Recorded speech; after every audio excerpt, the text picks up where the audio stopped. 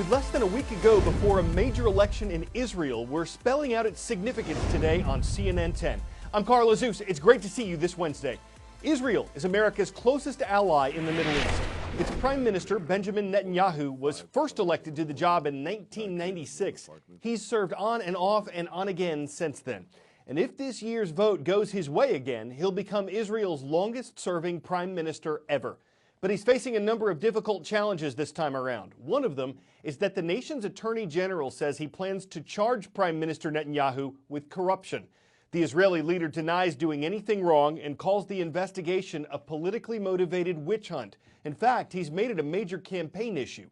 His main opponent in the election, former military chief of staff Benny Gantz, calls it ridiculous that an Israeli prime minister could serve while being charged with a crime.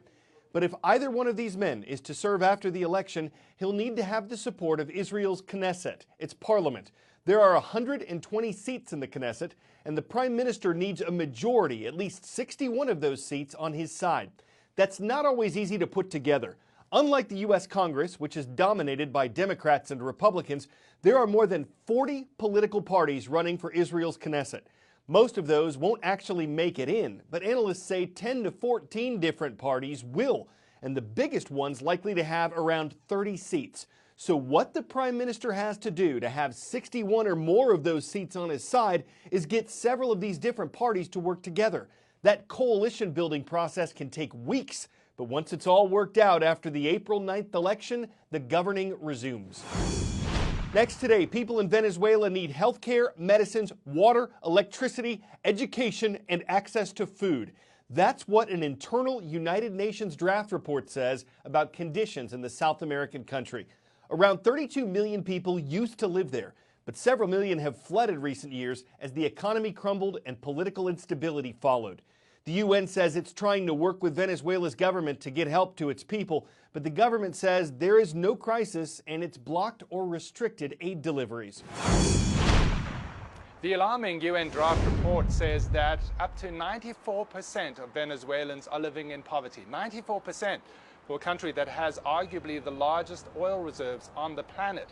The report also says that almost 2 million people are expected to leave this country just this year because of the ongoing crisis. Across Venezuela, there are still blackouts and also water shortages. We saw people here in Caracas on the mountainside collecting water for their daily needs. This is how one person saw the situation. Us Venezuelans, we're very upset. Listen, brother, we don't have power, we don't have water, services work badly. I don't even know how to explain. If it was for me, we would have forced this government out. 5 people come forward, they get killed, and nothing is achieved. Schools have been closed and workers have been told to go home early. Here in the capital, the subway system isn't working and people are having to cram on buses just to get to and from work. The president of the country, embattled Nicolas Maduro, is standing by the promises to bring back the power and says schools will open next week.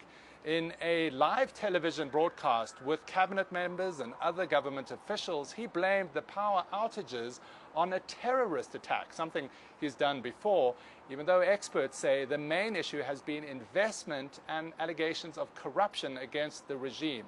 Despite anger on the street, the regime is trying to maintain its grip on power. The loyalist Supreme Court saying that they want the opposition leader Juan Guaido's immunity to be stripped from him, and so that they can move with potential allegations and even arrest in the coming days.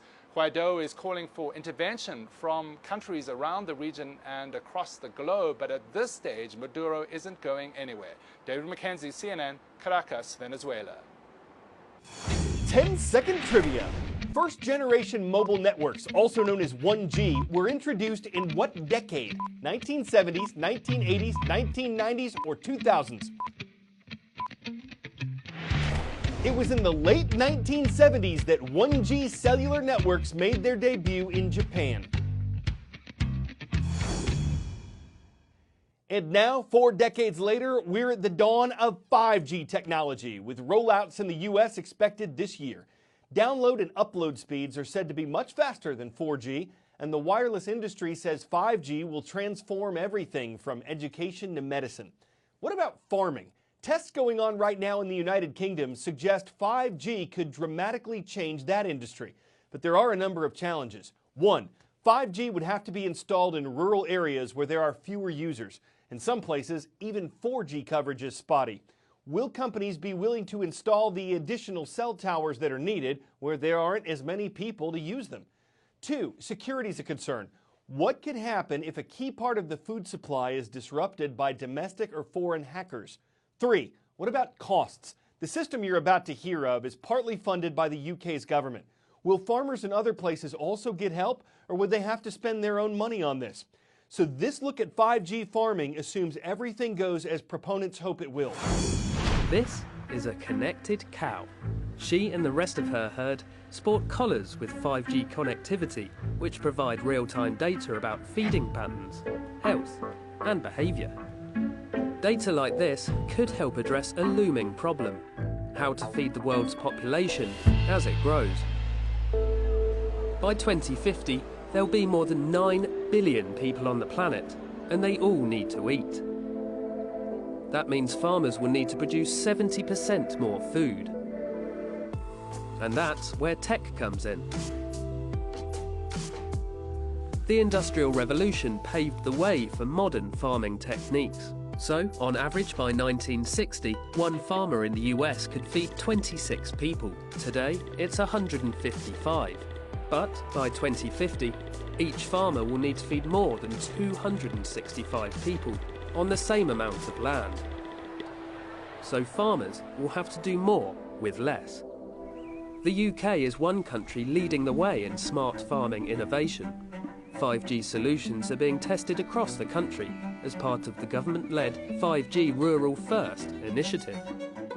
In the English county of Shropshire, the Hands-Free Hectare project achieved a world first in 2017 by successfully planting, tending and harvesting a crop without a single human stepping foot on the field.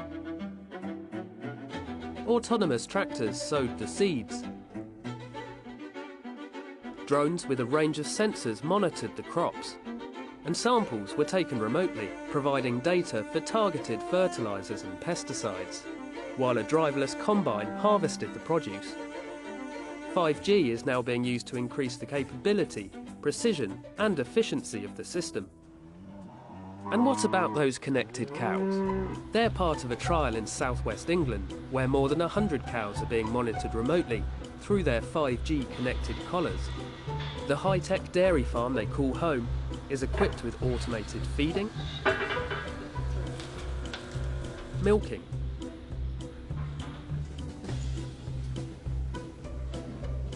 and cleaning systems that can adapt to each cow's individual preferences. With the help of 5G, data can be seen by the farmer in real time. All this helps to ensure that the farm is as efficient as possible, so cows produce the highest amount of milk and are kept as happy and healthy as can be. But the UK is not the only country investing in the promise of 5G farming. From perfecting potato production in the Netherlands to a planned 5G connected oyster farm in Japan, a variety of trials are cropping up across the world.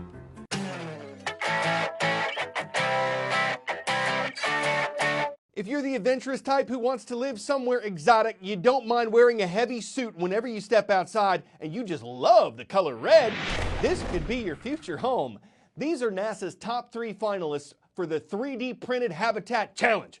It's a $3.15 million competition for people to design a living space that could be built and potentially lived in on another planet, like Mars. These are just renderings. The next phase of the competition challenges teams to 3D print models of their designs.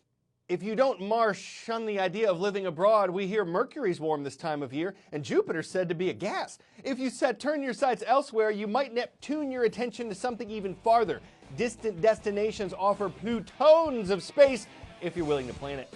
That's all for CNN 10. I'm Carl Azuz.